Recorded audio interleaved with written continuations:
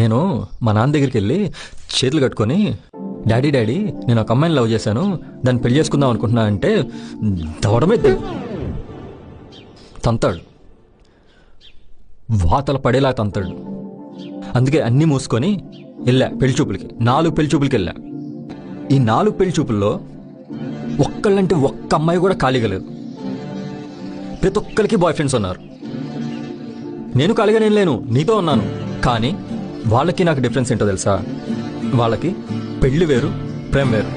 ప్రేమించినోడితో పెళ్లి జరగకపోయినా వాళ్ళకేం పర్లేదు. కానీ నాకు అలా కాదు. నాకు ప్రేమ పెళ్లి రెండూ ఒక్కటే. నేను ప్రేమించిన అమ్మాయితోనే పెళ్లి కావాలి, నాకు నువ్వే కావాలి.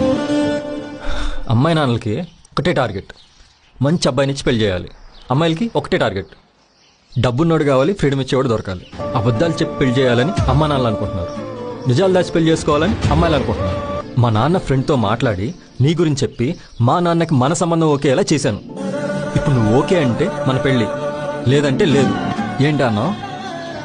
మీరు మమ్మల్ని మోసం చేస్తే గడ్డాల మీసాలు పెంచేసుకొని ప్రపంచానికి చూపించేస్తావా? ప్రాణాలు తీసేసుకుంటాం. మీరేమో మోసాలు చేసి పెళ్లిళ్ళు చేసుకొని అరకులో హనీమూన్కి వచ్చాను ఫ్రాన్స్ అని సెల్ఫీలు తీసుకొని స్టేటస్ పెడతారు. అయినా ఇప్పుడు అంతా ఎందుకే? నేను మోసం చేశాను, అంతే కదా? మోసం చేశాను. పో, మా తాత చచ్చిపోయినప్పుడు కూడా ఎడవలేదే, నీకోసం ఏడ్చాను.